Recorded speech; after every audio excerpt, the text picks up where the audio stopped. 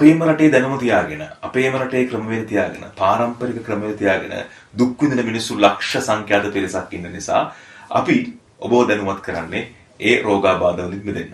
අදත් අපිත් එක්ක එකතු වෙනවා පාරම්පරික ආයුර්වේද වෛද්‍ය පූජ්‍ය අමුණුගමනන්ද ස්වාමීන් වහන්සේ.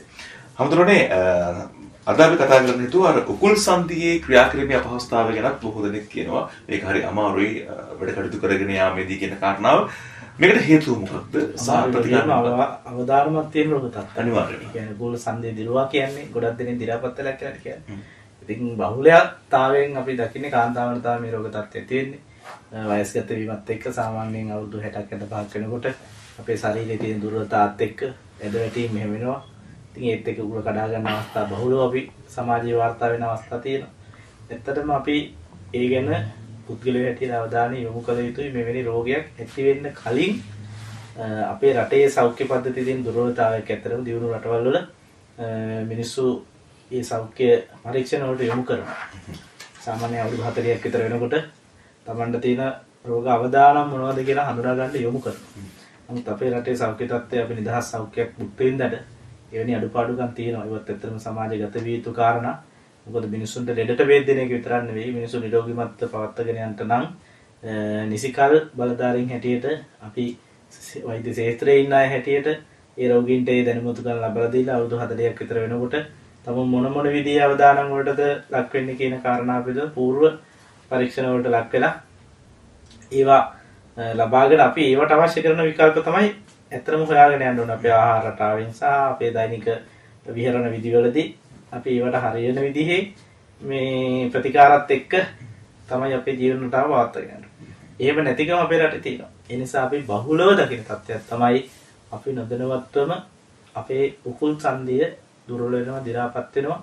දි รา පත් වීමත් එක්ක සිද්ධ වෙන කාරණාවක් තමයි උකුල් සන්ධිය ආශ්‍රිතව වටේට කැල්සියම් තැන්පත් වෙනවා. කැල්සියම් තැන්පත් වීමත් එක්ක ක්‍රියාහානියක් වෙනවා. ඒතර පරි නගින්න බෑ, ඇවිදගෙන යන්න බෑ. අපේ දෛනික ජීවිතේ කටයුතු කාරණා කරන්න බෑ, හිටගෙන ඉන්න බෑ.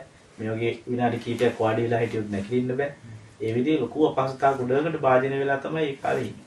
ඒතර දි รา පත් වෙච්ච උකුලක් තියෙනවා කියන කිසි වෙලාවෙ හිතන්නේ නැහැ හැබැයි. අපි දැන් මේ වාත අමාරුවක් වෙන්නේ දැන් මේ වයසත් එක්ක වෙන්නේ නැති. එහෙම තමයි හිතන්නේ. ඉතින් ඒක අපි ලොකු අවධානමක් අරගෙන හිතිය යුතු කාරණාවක්, කල්පනා කළ යුතු කාරණාවක්. ඉතින් මේකෙදී ඇත්තටම සමාජයට ලොකු පණිවිඩයක් අපි දෙන්න ඕනේ. උකුල් සන්ධිය ආශ්‍රිත විශේෂයෙන් කාන්තාවන්ට ඇති වෙන මේ ආබාධ තත්ත්වයක් තියෙනවා නම් සන්ධි අස්ථි පද්ධතිය තමන් හොඳට පරීක්ෂා කරගත යුතුයි කියන කාරණාව නවීන විද්‍යාත්මකව පරීක්ෂණ විදි තියෙනවා. ඒ පරීක්ෂණ විදි වලට යොමු වෙලා තමන්ගේ අස්ථි පද්ධතිය පිළිබඳව හොඳ පරීක්ෂණයකට යොමු වෙ යුතුයි. යම් කෙනෙකුට උකුල් සන්ධිය ආශ්‍රිතව මෙවැනි ආබාධ තත්ත්වයක් තියෙනවා නම් ක්‍රියා කිරීමේ අපහසුතාවය, පඩි නගින්න බැරි නම්, ඒ වගේම පුටුවක වාඩි වෙලා ඉඳලා නැගිටින්න බැරි නම්, ඒ විදිහේ අපහසුතාවයන් තියෙනවා නම් ඒ සඳහා ඇත්තටම අපේ දේශීය ආයුර්වේද ප්‍රතිකාර තුළ සාර්ථක ප්‍රතිකාර තියෙනවා.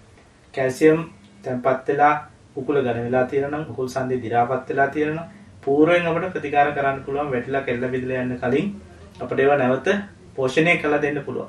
අස්ථි ආශ්‍රිත ඇති වෙන අස්ථි දි รา පත් වීම නැවත අපිට පෝෂණය කරන්න පුළුවන් ප්‍රතිකාර තියෙනවා අපේ පාරම්පරික ආයුර්වේද දෙකම තුළ. ඉතින් ඒ ප්‍රතිකාර වලට යොමු වෙන්න කියන කාරණාව තමයි කියන්න තියෙන්නේ. කෙටි කාලිනව සාමාන්‍ය මාස දෙකක් තිකාමාරක් වගේ ප්‍රතිකාර පන්තියක් තුළින් අපිට ඒ උකුල් සන්ධිය දි รา පත් වීමක් තියෙනවා නම්, උකුල් සන්ධියේ කැල්සියම් තැන්පත් වෙලා තියෙනවා නම් කැල්සියම් ඉවත් කරලා නැවත එය යථා තත්ත්වයට පත් කරලා දෙන්නට පුළුවන්කම තියෙන සාර්ථක ප්‍රතිකාර අපේ වෙදකම් තුළ තියෙනවා. නිසි ප්‍රතිකර්ම හඳුනාගෙන නිසි කාලට ඒ ප්‍රතිකර්ම ඉටු කිරීම තුළ අපිට නිරෝගී මිනිස්සු විදිහට ජීවත් වෙන්න පුළුවන්කම ලැබෙනවා. අපි තවත් රෝගයක තොරතුරු සමගින් ඒ ප්‍රතිකර්ම සමගින් ඔබ මුණ ගැහෙන්න බලාපොරොත්තු වෙනවා.